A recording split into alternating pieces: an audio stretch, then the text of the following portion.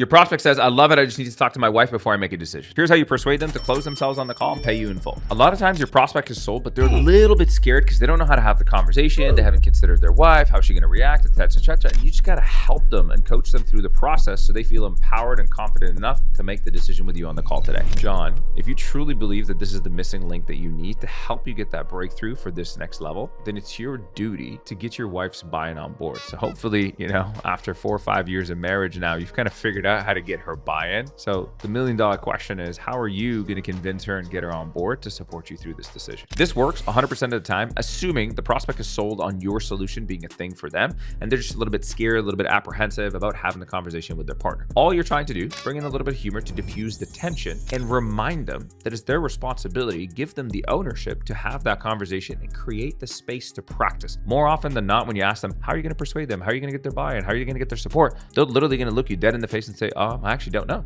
You say, okay, great. Well, good thing we're here. Do you want to have a practice run? And you will actually role play with them live time on how to have the conversation. And a lot of times when they do it, they feel secure that they're like, okay, I'm good. I know how to have it. She's going to be okay. And when they get that practice, like, okay, I'm ready to do it. And then they're empowered and equipped and they're good to go and have the conversation. And what matters the most is you help them be considerate of how their partner is going to receive it and how for them to best communicate it so their partner doesn't feel left out.